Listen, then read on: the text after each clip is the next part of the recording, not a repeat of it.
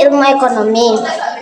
Menurut Paul A. Samuelson, ilmu ekonomi membahas segala jenis bahasa. Namun, pada intinya ditujukan untuk memahami bagaimana masyarakat mengalokasikan sumber-sumber dayanya yang langka. Ilmu ekonomi akan sangat membantu dalam melakukan kegiatan usaha, mulai dari ketika memilih kegiatan usaha, menghasilkan produk unggulan yang berdaya saing, serta memutuskan kapan harus melakukan ekspansi atau bahkan pengurangan produksi. 1. Contoh penerapan ilmu ekonomi dalam kegiatan usaha. Reva, tadi kamu jualan apa? Jualan basreng. Kalau boleh tahu gimana sih cara penjualannya dan bagaimana? Saya sebagai distributor, lalu saya membelinya kepada produsen dan lalu menjualkannya kembali. Hasil penjualannya sehari minimal dan maksimal berapa?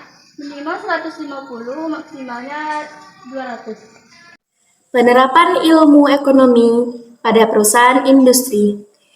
Yang A yang akan kita bahas yaitu produksi sebagai kegiatan ekonomi. Dan yang B yaitu penerapan fungsi-fungsi manajemen.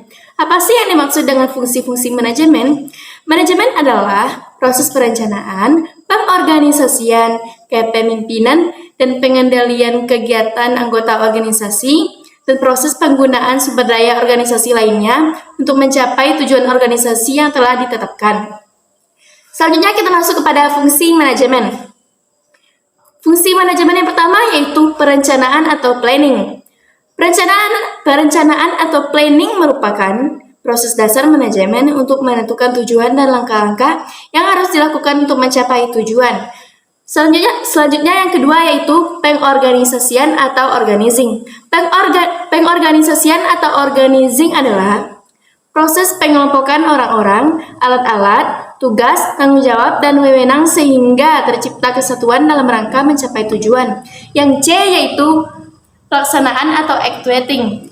Pelaksanaan atau actuating adalah fungsi manajemen untuk menggerakkan orang-orang agar bekerja sesuai dengan tujuan yang telah ditetapkan.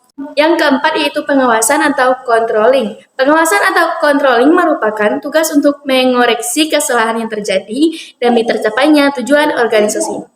Perseroan terbatas atau PT. 1. Rapat Umum Pemegang Saham atau RUPS.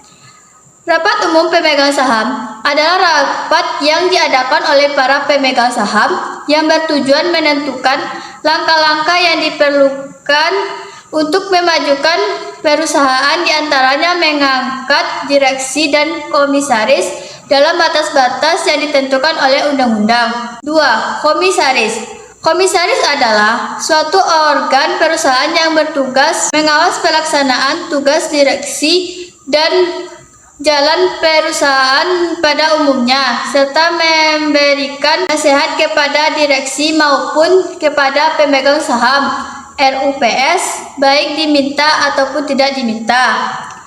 3. Direksi. Direksi adalah organ perseroan yang bertanggung jawab penuh atas pengusahaan di perseroan, maksud dan tujuan perseroan, serta mewakili perseroan baik di dalam maupun di luar tentuan anggaran dasar. Perusahaan industri adalah perusahaan yang mengolah input menjadi output untuk meningkatkan manfaat atau meningkatkan mutu produksi. Input berupa bahan dasar, tenaga kerja, sarana, gedung, mesin, dan perangkat lainnya. Output adalah hasil dari transformasi input untuk menjadi produk yang lebih berguna untuk memenuhi kebutuhan manusia. Berikut adalah beberapa langkah pendirian perusahaan industri. 1. Menemukan ide. 2. Rapat pendiri PT untuk pendistribusi saham. 3. Rapat umum pemegang saham. 4. Mengangkat pegawai. 5. Membeli peralatan. 6. Membeli bahan dasar. 7. Mengoperasikan saham. 8. Melakukan kegiatan pemasaran. 9. Jalannya perusahaan. 10. Memperluas usaha. 11 organisasi. Bring it back, make it clap. I got 3 old thoughts, new block,